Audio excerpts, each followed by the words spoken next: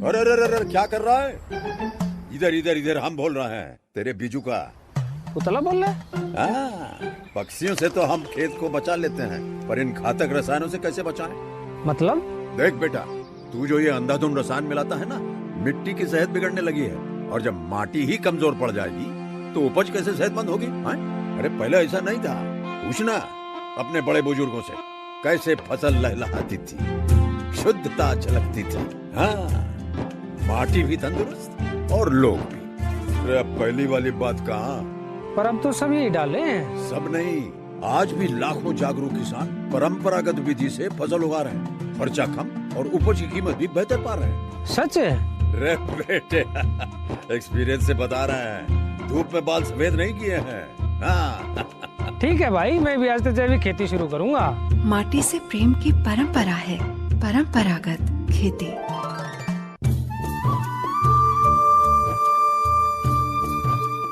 इस कार्यक्रम के प्रायोजक हैं कृषि एवं किसान कल्याण मंत्रालय, भारत सरकार।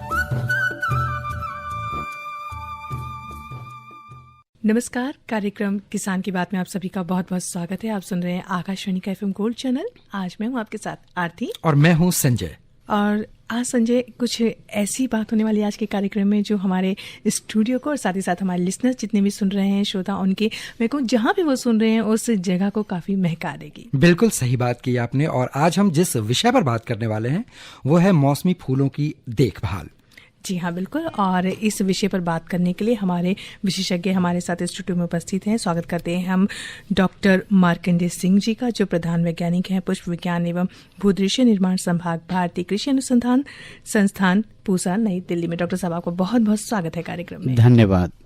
और श्रोताओं, आपको जानकारी दे दें कि इस कार्यक्रम के तहत आप अगर अपने कुछ सवाल हमसे पूछना चाहते हैं, अपनी कोई बात हम तक पहुंचाना चाहते हैं, तो आप हमें फोन कर सकते हैं। फोन करने के लिए हमारा नंबर है 23421081। और जो दिल्ली के बाहर के श्रोता हैं वो 011 लगाना नहीं भूलें। एक और फोन नंबर है हमारा 23421089। इस पर भी आप हमें कॉल कर सकते हैं। और आप चाहें तो हमें मैसेज भेज सकते हैं। मैसेज टाइप करने के लिए टाइप कीजिएगा GOLD गोल्ड, स्पेस दीजिएगा, अपना मैसेज लिखिएगा, स्पेस देकर अपना नाम और अपनी जगह के नाम के साथ 53010 पर आप भेज दीजिएगा। डॉक्टर साहब, कार्यक्रम की शुरुआत तो हो ही चुकी है, लेकिन पहला सवाल जो मैं आपसे पूछना चाहूंगा वो ये कि अब शीतकालीन मौसम जो है वो अपने खत्म होने की तरफ अग्रसर है। तो इस वक्त जो फूल हैं बढ़ते मौसम में, चूंकि अब तापमान में भी बढ़ोतरी हो रही है, तो हम उसकी देखभाल किस तरह से कर सकते हैं? यदि देखा जाए तो इस टाइम पे शीतकालीन में जो अक्टूबर नवंबर के महीने में जो पौधे लगाए गए थे, जैसे पेंजी है, पिटूनिया है, एंटीराइनम है, स्टॉक है, डेजी है, हेलिक्राइजम है, ये सारे इस टाइम पे चरम पे हैं, अपने फुल ब्लूम में हैं। और तापमान जो है कि दिन प्रतिदिन जो है कि बढ़ता जा रहा है। तो हमें ये ध्यान देना है कि यदि आप गमले में आप लगाए हों या क्यारियों में लगाए हों, तो उसमें उचित मात्रा में जो है कि सिंचाई करके और नमी बना करके रखना है। नमी बनाने से ये होता है कि जो पुष्प की पंखुड़ियां हैं वो जल्दी मुरझाती नहीं हैं। कहने का तात्पर्य ये है कि यदि उनकी सेल्फ लाइफ यदि 10-12 दिन, 15 दिन, 20 दिन रहनी चाहिए तो वो रहती है। दूसरी चीज ये है कि हम दिन में, दोपहर में देखते हैं कि तापमान बहुत अधिक हो जाता है, तो सिंचाई करते समय ध्यान देना होता है कि हम सुबह के समय पानी देते हैं और सायंकाल पानी देते हैं। दोपहर के समय में जो है हम अवॉइड करते हैं। इसी के साथ साथ कुछ ऐसे हमारे सीजनल फ्लावर्स हैं विंटर सीजन का, जैसे हम सिनेरेरिया है, साल्विया है, ये जो है कि शेड लविंग है। इनको खुले धूप में ना रखें। यदि धूप में हो तो उसको छाए की तरफ ले जाएं, और ऐसा करने से उसमें जो पानी उड़ाने की जो क्षमता है पत्तियों से या पंखुड़ियों से, वो कम हो जाती है और उसमें पुष्पन का जो अवधि है अधिक दिनों तक बना रहता है। और इसी के साथ साथ मैं ये कहूँगा कि जो कुछ ऐसे पौधे जिसमें अभी जैसे गेंदा है, गेंदा में यदि देखेंगे तो सरसों का खेत में बिल्कुल फूल जो है कि खिल रहे हैं, कुछ जगह पे पक रहे हैं, उसमें माहू का प्रकोप बहुत ज्यादा है जी। और जो देखा जाए तो गेंदे के कलियों के ऊपर जो है माहू का प्रकोप जो है कि इन दिनों में बहुत अधिक बढ़ जाता है। तो स्पेशली गेंदे के लिए मैं ये कहना चाहूंगा कि जो चेपा जिसको बोलते हैं, माहू बोलते हैं, और एक दूसरा कीड़ा होता है कैटरपिलर, उसको निजात पाने के लिए नीम बेस जो इंसेक्टिसाइड है, कीड़ा मारने की दवा है, उसका छिड़काव करें और उससे हम निजात पा सकते हैं। डॉक्टर साहब अभी फिलहाल श्रोता एक हमारे साथ जुड़े हैं, उनसे बात करते हैं। जी हेलो जी, नमस्कार, कार्यक्रम में स्वागत है आपका। नमस्कार मैडम जी, डॉक्टर साहब को मेरा नमस्कार। आदित नमस्कार जी, पूछिए अपना डॉक्टर प्रश्न। साहब, मेरा प्रश्न ये है कि मैं चित्राम प्रजापति गुड़गांव बहादुरगढ़ से बोल रहा हूँ जी। मेरा प्रश्न ये है कि पुष्पों की प्रजातियां पूरे वर्ल्ड के अंदर, पूरे दुनिया के अंदर कई प्रकार की हैं, अनेकों प्रकार की हैं जी। तो मेरी ये जिज्ञासा है कि सर्वप्रथम फूल की उत्पत्ति किस देश में पैदावारी की गई? जी, यदि देखा जाए तो फूलों का इतिहास देखा जाए तो सबसे पुराना जो है कि हॉलैंड का देखा जाता है जो है, और हालैंड की जो अर्थव्यवस्था है उसमें लगभग 76%, 76% जो है योगदान जो है फूलों का है। और वहीं से जो है कि फूलों का व्यवसायीकरण जो कट फ्लावर्स के रूप में है, वहीं से जो है कि इसका सबसे अधिक किस्मों का यदि आप देखें या ये कहें सबसे अधिक फसलों का निजात वहीं से पाया गया। तो उत्पत्ति देश वही कहा जाएगा, हॉलैंड? हर फसलों के लिए नहीं, हर फसलों के लिए बहुत फसलें जो है कि अलग अलग कंट्री, लेकिन व्यवसायीकरण सबसे अधिक वहीं पे हुआ। जी डॉक्टर साहब, ये सवाल पूछा उन्होंने, फूल की शुरुआत कहाँ से हुई। अच्छा सवाल था और आपने भी जवाब दिया इसका। लेकिन अब अगर बात करें तो शीतकालीन मौसम खत्म होने की तरफ है और अब ग्रीष्मकालीन मौसमी फूलों का वक्त आ रहा है, जिसे लगाने का वक्त फरवरी और मार्च भी है जी। तो फरवरी का महीना तो खत्म हो चुका है, लेकिन मार्च की भी शुरुआत हुई है, तो अभी काफी वक्त है। तो इस परिस्थिति में ग्रीष्मकालीन फूल जो भी हमारे श्रोता या हमारे किसान भाई बहन इस वक्त लगाना चाहें, उन्हें क्या एहतियात रखना चाहिए, किस तरह से तैयारी करनी चाहिए? इस टाइम ये देखें तो दिन का तापमान जो है कि अधिक हो गया है, लेकिन रात का तापमान जो है कि सडन जो है कि नीचे की तरफ आ जाता है।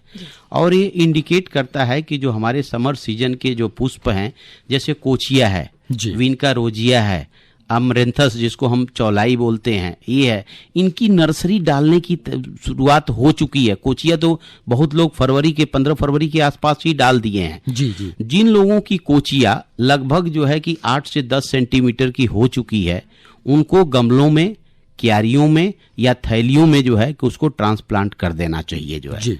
और जिन लोगों ने नर्सरी नहीं डाली है, उनको क्यारियों में या गमलों में या ट्रे जो आते हैं जिसके अंदर नर्सरी हम डालते हैं, तो इस टाइम पे 1 भाग मिट्टी, 1 भाग बालू, 1 भाग सड़ी हुई गोबर की खाद का मिक्सचर बनाएं और इसका गमले में नर्सरी डालनी हो तो गमले में इसको भरें, यदि क्यारी में बनानी है तो क्यारी के ऊपर डाल दें या ट्रे में डालनी हो तो डाल दें और उसमें सीड डाल करके और उसको किसी सूखे हुए घास फूस से ढक देते हैं और सुबह और शाम के समय हल्की हल्की नमी दें।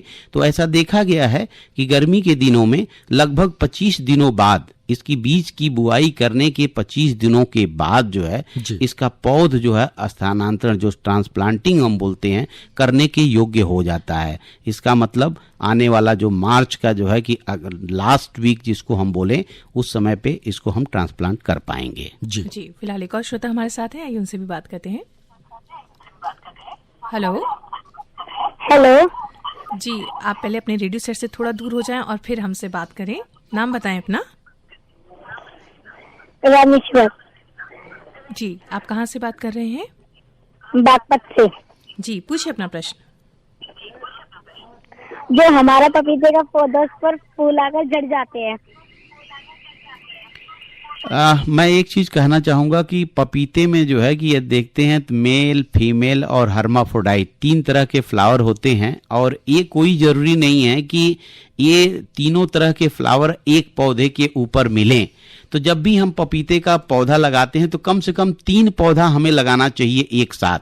यदि एक मेल फ्लावर का प्लांट है तो दूसरा फीमेल फ्लावर का होना चाहिए। यदि केवल फीमेल फ्लावर का प्लांट रहेगा तो उसमें जो है कि पुष्प तो आएगा लेकिन उसमें फल बनेगा नहीं। तो ये आपको दिखाने की जरूरत है। यदि भारतीय कृषि अनुसंधान संस्थान पूसा नई दिल्ली में यदि कभी भी उसका फूल ले आए और यहाँ पे फल विभाग है वहाँ पे दिखाएं तो वो बता सकते हैं कि आपका पौधा जो है कि नर पौधा है या मादा पौधा है। और यदि वो मादा पौधा है तो 2 पौधे और ले जाकर के उसके बगल में लगा दें, जिससे उसमें जो है कि पुष्पन होने की संभावना बढ़ जाएगी। डॉक्टर साहब, फूलों की खेती की अगर बात करें तो इसमें एक शब्द बहुत सुनने को मिलता है, बिछड़े विधि।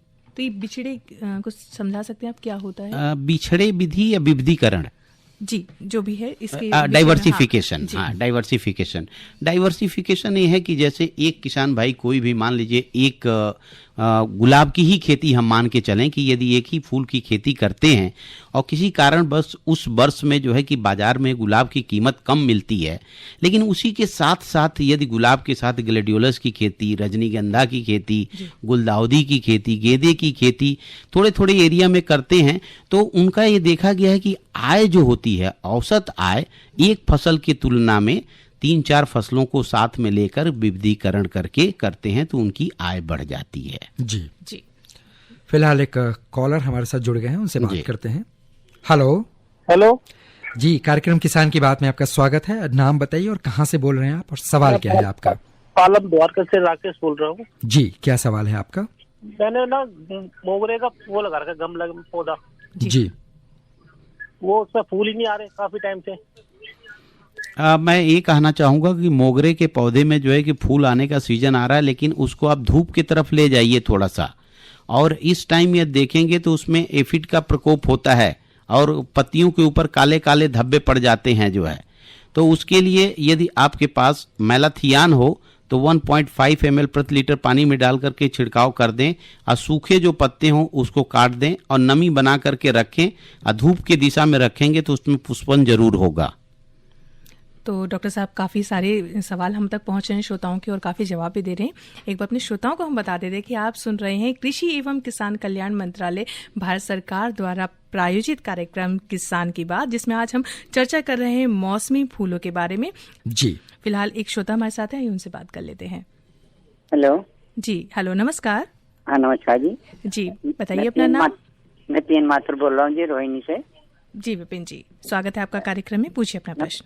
हाँ, मैं ऐसा है जी, एक तो मैं ये कहना चाह रहा था कि जो आप दवाइयों के नाम लेते हैं ना किसी भी चीज के लिए, हाँ जी, उसमें थोड़ा सा आराम से जरा सा बताया करें दवाई का नाम, क्योंकि हम लोग के लिए ये दवाइयों के नाम जो उसको नए से रहते हैं जी। ठीक है, तो हम उसको ठीक तरह नोट नहीं कर पाते। ठीक है, ठीक है। तो आगे से जब भी मतलब जो भी हमारे वैज्ञानिक आते हैं उनसे जरा सा रिक्वेस्ट है कि वो आराम से बताएं जिससे कि हम नोट कर लें। दूसरी बात मुझे ये पूछनी है जी कि मैंने फूलों के जब पौधे लगाए तो उसमें ऐसा था कि मैंने पीछे थोड़े से मैंने निराई करी तो नीचे मुझे थोड़ी दीमक सी नजर आई जी। तो उसको कैसे, क्या कौन सी दवाई डाली जाए? विपिन जी, मैं ये कहूंगा कि यदि दीमक यदि गमले में आपके दिख रहे हो तो कहीं भी नीम की खली यदि मिले, नीम की खली यदि डाल दें तो ऑर्गेनिक भी माना जाता है, और घर के अंदर गमला है तो उससे जो रासायनिक दवाओं से जो है जिस प्रकार के दुर्गंध होते हैं वो दुर्गंध उससे नहीं उत्पादित होते और उतना वो जहरीलापन भी नहीं होता है। तो कहीं भी आसपास में जो खेती बाड़ी से संबंधित दवाएं जहां पे बिकती हैं वहां से नीम केक आप ले लीजिए और एक गमले के अंदर लगभग 25 से 30 ग्राम तक डाल दें तो शायद जो दीमक की आपकी समस्या हो वो दूर हो जाएगी। और साथियों, लगातार आपके फ़ोन हम तक पहुंच रहे हैं। आप जो अभी तक फ़ोन नंबर नहीं नोट कर पाए उनके लिए एक बार हम फिर से दोहरा देते हैं। हमारे फ़ोन नंबर से 011-2342-1081 और 011 डायल कीजिएगा। एक और फ़ोन नंबर है 2342-1089। आप चाहें तो हमें मैसेज भी कर सकते हैं। मैसेज करने के लिए आप टाइप कीजिएगा GOLD गोल्ड, स्पेस दीजिएगा, मैसेज लिखिएगा, स्पेस देकर अपना नाम और अपनी जगह के नाम के साथ 53010 पर आप हमें भेज दीजिएगा। चलिए, आपके प्रश्न का हमें इंतजार है और साथ ही साथ आपको अब बाजार भाव की जानकारी दे दें जो हमें आजादपुर फल और सब्जी मंडी से मिली है।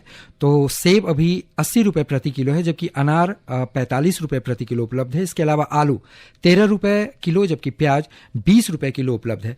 डॉक्टर साहब, एक सवाल है कि अमूमन कई सारे लोग शौकिया तौर पर फूल लगाते हैं अपने घरों में, लेकिन इसके अलावा हमारे कई किसान भाई और बहन ऐसे भी हैं जो आय की प्राप्ति के लिए, आमदनी के लिए फूलों की खेती करते हैं। तो ग्रीष्मकालीन मौसम की शुरुआत होने वाली है, तो वो अभी कौन कौन से फूलों की खेती करें जिससे उन्हें ज्यादा से ज्यादा आय आ सके या वो प्राप्त कर सकें? इस टाइम जैसा कि आपने पूछा कि व्यवसायीकरण के तौर पे जो है कि फूलों की खेती जो किसान भाई कर रहे हैं या करना चाहते हैं, क्या कर सकते हैं। अभी इस टाइम पे जैसे देखें तो लिलियम की खेती जो है पूरे भारत में जो पहाड़ों क्षेत्रों पे तो होता ही था, मैदानी क्षेत्रों में भी इसकी खेती हो रही है जो है। तो इस टाइम पे ये देखें तो लिलियम में जो कलियों के स्टेज में जो लिली हैं उसके ऊपर जो है कि एफिड का जो है कि प्रकोप दिख रहा होगा। तो वो लोग जो है कि एफिड को कंट्रोल करने के लिए नीमेगान या मैलाथियान, दो ये दवाएं हैं। मैलाथियान 1.5 ml और नीमेगान हो तो 2 ग्राम प्रति लीटर पानी में डाल करके छिड़काव कर दें। इसी तरीके से जो किसान जो है कि कार्नेशन की खेती कर रहे हैं, इस टाइम पे थोड़ा सा ड्राई हो रहा है, टेम्परेचर बढ़ रहा है, तो माइट का प्रकोप, जो लाल मकड़ी होती है उसका प्रकोप हो रहा होगा। और उसको कंट्रोल करने के लिए सल्फर की डस्टिंग, जो ड्राई सल्फर होता है उसकी डस्टिंग हो सकती है। डाइकोफोल या हिलफोल हो 1 ml प्रति लीटर पानी में डाल करके छिड़काव कर सकते हैं। यदि ओमाइट, ये दोनों दवाएं नहीं मिलती हैं तो ओमाइट ले सकते हैं। 15 लीटर का जो टंकी होती है जिसमें छिड़काव होता है उसमें 5 ml डाल करके पौधे के ऊपर से लेकर के नीचे और पत्ती के ऊपरी सतह से निचली सतह पे, क्योंकि माइट के जो एग्स होते हैं निचली सतह पे होते हैं, उसका छिड़काव कर सकते हैं और उससे उनको निजात मिल सकती है। इसी तरीके से गुलाब की जो लोग खेती कर रहे हैं इस टाइम पे उसमें अच्छा पुष्पन आ रहा है, चाहे लूज फ्लावर के लिए कर रहे हों चाहे कट फ्लावर के लिए कर रहे हों। चौथी जो क्रॉप है हमारी गुलदाउदी है। गुलदाउदी में भी जो है कि व्यवसायीकरण के तौर पे जो है मैदानी क्षेत्र पहाड़ी क्षेत्र दोनों पे जो है बड़े पैमाने पे हो रहा है। और जो लोग गुलदाउदी के फूल काट चुके हैं वो अपने मदर प्लांट को हेल्दी बनाएं, क्योंकि मई के महीने में उसी मदर पौधों से नए पौधे प्रोपोगेट करके बना करके जुलाई के महीने में वो लगाएंगे, जो अगले वर्ष में उसके फूल से अच्छी कीमत व्यवसाय के तौर पे बाजार में मिल सकती है। जी फिलहाल एक और श्रोता हमारे साथ है, उनसे भी बात करते हैं। हेलो नमस्ते जी। नमस्ते, नाम बताइए अपना। हाँ, योगेश जांगड़े बोल रहे हैं। जी योगेश जी, स्वागत है कार्यक्रम में आपका, पूछिए अपना प्रश्न। जी, हमारे यहाँ ये गुलाब का फूल है वो थोड़े से मुरझा जाते हैं, मतलब जी पूरे क्लियर वो फूल नहीं पा रहे हैं। जी योगेंद्र जी, सबसे पहले मैं ये जानना चाहता हूँ क्या गुलाब के पौधे बाहर हैं या ग्रीन हाउस में हैं? जी बाहर में है। बाहर में है तो गर्मी के मौसम में ये देखा गया है कि गुलाब के खेतों में थोड़ी सी नमी बना करके हम रखते हैं। यदि हम नमी बना करके उसमें रखेंगे तो उसके पौधों में और डंडियों में जो है कि नमी की मात्रा कम नहीं होगी। पौधा से फूल, पौधे पे लगे हुए फूल तभी मुरझाते हैं जब उससे पानी जो है कि अधिक मात्रा में इन्वायरमेंट में उड़ता है और खींचने की क्षमता कम होती है। और यदि आप फ्रीक्वेंटली सिंचाई सप्ताह में 1 दिन करते रहेंगे तो पुष्प आपके विलंब से जो है उनका ये कहते हैं कि पेटल सेनेस हो जाना, जो है उनकी लाइफ कंप्लीट हो जाना, तब वो मुरझाएंगे। और दोपहर के समय में आप देखते हो कि ज्यादा मुरझाता होगा, तो उसके लिए आप नमी जो है कि बना करके खेत के अंदर रखें जो है। डॉक्टर साहब, ये जो फूलों की खेती की जब हम बात कर रहे हैं तो एक आता है पॉली हाउस कहते हैं जिसे, जी। तो वो विधि भी उसके जरिए जब अगर हम खेती को उसमें संरक्षित करके रखते हैं, उसमें करते हैं, वो भी ज्यादा फायदेमंद है या अगर साधारण तरीके से अगर हम करते हैं खेती? ये देखें, पॉली हाउस के अंदर, पॉली हाउस में एक नेचुरल वेंटिलेटेड पॉली हाउस है जिसके अंदर कूलिंग पैड नहीं होता, फैन नहीं होता, उसमें कोई एनर्जी कॉस्ट नहीं लगती है। तो पहाड़ों पे या मैदानी क्षेत्रों पे, दोनों जगहों पे पॉली हाउस संरक्षित खेती करने के लिए सरकार की बहुत सारी स्कीम कृषि विभाग, उद्यान विभाग के द्वारा चलाई जा रही हैं। और उससे होने वाली जो लाभ है प्रति इकाई क्षेत्रफल जो है खुले खेत में फूलों की खेती करने से कई गुना अधिक होती है। इसीलिए संरक्षित खेती का जो एरिया है हमारे देश में प्रति वर्ष जो है कि बढ़ता जा रहा है और इसके साथ साथ उसके उत्पाद की गुणवत्ता भी अच्छी होती है।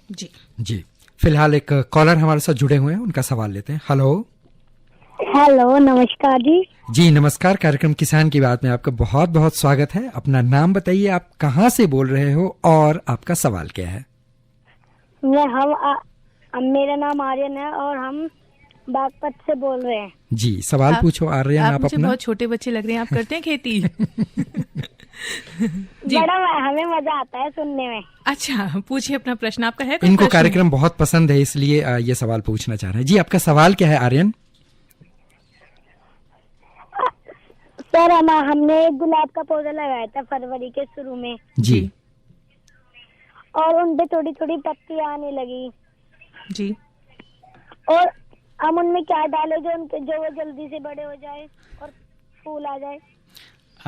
आर्यन, एक चीज मैं बताना चाहूंगा कि गुलाब का पौधा आपने फरवरी में लगाया, यदि अक्टूबर नवंबर में आप लगाए होते तो अभी तक फूल आता उसमें, तो थोड़ा सा आपको इंतजार और करना पड़ेगा उसमें फूल आने में। यदि इस वर्ष उसमें फूल ना आए तो आप घबराना नहीं, अगले वर्ष जो है कि नवंबर दिसंबर के महीने में उसमें फूल जरूर आएगा और उसको पानी देते रहना, उस पे सही मात्रा में जो है कि गोबर की सड़ी खाद हो या वर्मी कंपोस्ट हो उसको डालते रहना, उसमें पुष्पन जरूर होगा। तो सही समय यानी कि सही मौसम बहुत ज़रूरी है किसी भी पौधे को, किसी भी फूल को लगाने के लिए, उसको पनपने के लिए। और जब बात मौसम की हमने की ही है तो क्यों ना आज के मौसम का हाल भी बता दिया जाए। आज दिन का अधिकतम तापमान 27 डिग्री सेल्सियस और दिन का न्यूनतम तापमान 16 डिग्री सेल्सियस रहने की संभावना बनी हुई है। डॉक्टर साहब आपसे ये जानना चाहते हैं, ये जो मौसम है इस वक्त जो पत्तीदार पौधे हैं उनके रखरखाव के लिए हमें क्या ध्यान देना चाहिए, इस का जवाब हम चाहेंगे। पहले एक कॉलर है हमारे साथ, उनसे बात कर लेते हैं। हेलो जी, नाम बताइए अपना। डॉक्टर साहब नमस्कार। हाँ नमस्कार। धर्मवीर गांधीनगर दिल्ली से बोल रहा हूँ डॉक्टर साहब। जी धर्मवीर मेरी जी। आपसे पहले एक बार डायरेक्ट बात हुई है आपके ऑफिस में। बिल्कुल बिल्कुल जी सर, मैंने आपसे ये जानकारी लेनी है कि लिलियम जो है ये सर्दी का भी होता है और गर्मी का भी होता है। जैसे कि मेरे पास 2 लिलियम है, लिली के पौधे हैं, केला लिली और फुटबॉल लिली डॉक्टर साहब। जी तो अब हमारे ये दोनों जो फूल के पौधे हैं तो ये सीजन में तैयार कौन से टाइम तक फूल दे देंगे? और इसका बल्ब इसमें निकाल के दोबारा इसके नीचे जो और भी बल्ब बने होंगे वो हम शिफ्ट कर सकते हैं कि नहीं कर सकते? और मुझे आपके पास से जो सर्दी के लिलियम है जी वो मुझे लेने हो तो हमें आपके पास कब आना पड़ेगा? जी धर्मवीर जी, आपने 2 तरह की लिली का नाम आपने बताया, फुटबॉल लिली। फुटबॉल लिली हम देखते हैं कि बरसात का सीजन जैसे आता है उसमें पहले फूल आता है, बाद में पत्ती आती है। और कैला लिली जो है कि अभी इसी टाइम में मार्च के महीने में, फरवरी मार्च में उसमें फूल आता है। लेकिन जो व्यवसायीकरण वाली लिली है वो एलए हाइब्रिड लिली है, ओरिएंटल हाइब्रिड लिली है और एशियाटिक हाइब्रिड लिली है, जिसकी बात आप कर रहे हैं कि किस टाइम पे हमें प्लांटिंग मटेरियल मिलेगा पूसा संस्थान से, तो वो महीना होता है अक्टूबर का।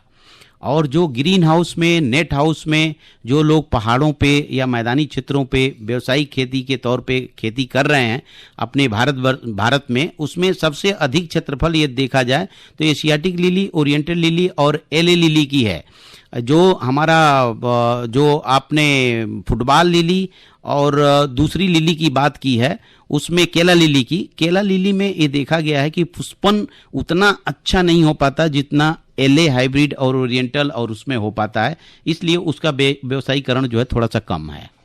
डॉक्टर साहब बहुत जल्दी से अब जानना चाहेंगे जो पत्तीदार पौधे हैं इस मौसम में उनका रखरखाव किस तरह से किया जा सकता है? जी आप सबसे पहले जैसे डिफिनबेचिया हो गया, एरिकेरिया हो गया, एरिका पाम हो गया, चाइना पाम हो गया, जिसमें पत्तियों की सुंदरता होती है, तो ये देखा गया कि जब तापमान बढ़ता है तो उसको छाया प्रदान करनी होती है और उसके लिए 50% ग्रीन कलर का नेट लगाकर, ये छत के ऊपर रखे हो तो नेट लगा दीजिए, बालकनी में हो तो नेट लगाइए, यदि आपके लान में हो तो पेड़ के नीचे रख दीजिए जिस पे डायरेक्ट जो है कि सन न पड़े, उससे उसकी ग्रीनरी जो क्लोरोफिल है उसमें बना रहेगा और उसकी सुंदरता बनी रहेगी।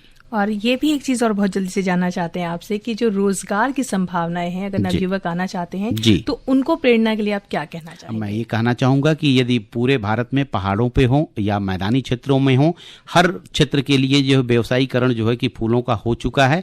यदि मैदानों में आप कर रहे हो तो आप गुलदाउदी की खेती कर सकते हैं, गुलाब की खेती कर सकते हैं, लिलियम की खेती कर सकते हैं। पहाड़ों पे कर रहे हैं तो कार्नेशन की खेती कर सकते हैं, लिलियम की खेती कर सकते हैं, जरबेरा की खेती कर सकते हैं, ग्लेडियोलस की खेती कर सकते हैं। मैदानों पे भी ग्लेडियोलस की खेती कर सकते हैं। कुल मिलाकर जो है कि फूलों में जो व्यवसायीकरण है वो जो अन्य फसलों से जो है कि बहुत अधिक संभावना है। डॉक्टर साहब, एक चीज़ और जानना चाहेंगे कि जो नवयुवक आना चाहते हैं उनके लिए कौन सा मौसम आप कहेंगे कि इस मौसम से आपको खेती की शुरुआत करनी चाहिए अगर आप पहली बार फूलों की खेती में आना चाह रहे हैं? इसके लिए मैं ये कहूँगा कि जुलाई के महीने से तो बिल्कुल मन बना लेना चाहिए, क्योंकि मोस्टली जो है अधिकांशतः फूलों की जो है ट्रांसप्लांटिंग जो होती है वो अक्टूबर के महीने में होती है। यदि जुलाई से हम मन बना लेते हैं तो पौध सामग्री कहाँ से मिलेगा, खेत की तैयारी कैसे होगी, उसके लिए सामग्री कहाँ से इकट्ठा करना है, इन 2 महीनों में हो जाता है। फिर जो ग्रोवर हैं वो अक्टूबर से प्लांटिंग कर पाते हैं और विंटर सीजन में मार्केटिंग कर लेते हैं। तो ढेर सारी जानकारी आज के इस कार्यक्रम में हमें जानने को मिली है और इसी के साथ हम आज के कार्यक्रम के लिए हम डॉक्टर मार्कंडेय सिंह जो कि प्रधान वैज्ञानिक है पुष्प विज्ञान एवं भूदृश्य निर्माण संभाग भारतीय कृषि अनुसंधान संस्थान में, उनका बहुत बहुत धन्यवाद देते हैं। धन्यवाद। तो संजय, चलने से पहले क्यों ना कल के कार्यक्रम की थोड़ी सी झलक बता दें कि कल का कार्यक्रम बहुत विशेष रहने वाला है। ये जो पूसा में मेला चल रहा है, कृषि मेला, इससे जुड़ी जानकारी जरूर आपको सुनने को मिलेगी, तो जुड़े रहिएगा हमारे साथ। और फिलहाल आज के इस कार्यक्रम को मैं आरती और मैं संजय यहीं पर समाप्त करते हैं। नमस्कार। इस कार्यक्रम के प्रायोजक थे कृषि एवं किसान कल्याण मंत्रालय, भारत सरकार। प्रधानमंत्री किसान मान धन योजना। मिलेगा पेंशन का सहारा, कृषक ना होगा बेसहारा। जुड़ेगा खुशियों से नाता, कटेगा सुख से बुढ़ापा। सुरक्षित होगा अन्नदाता, सुरक्षित होगा अन्नदाता। प्रधानमंत्री किसान मान धन योजना से लघु सीमांत किसानों का भविष्य होगा सुरक्षित और 60 वर्ष की आयु से 3000 रूपए मासिक पेंशन होगी सुनिश्चित। 55 रूपए से 200 रूपए की मासिक किश्त देकर प्रवेश कर सकते हैं। 18 से 40 वर्ष तक के किसान इस अंशदायक योजना में सरकार देगी बराबर का योगदान। सभी किसान भाई बहन इस योजना के लाभ के लिए जन सेवा केंद्र में जाएं और अपना निःशुल्क नामांकन कराएं। प्रधानमंत्री किसान मान धन योजना, अन्नदाता के परिश्रम को संबल, पेंशन से सुरक्षित उनका कर। कृषि एवं किसान कल्याण मंत्रालय, भारत सरकार द्वारा जनहित में जारी।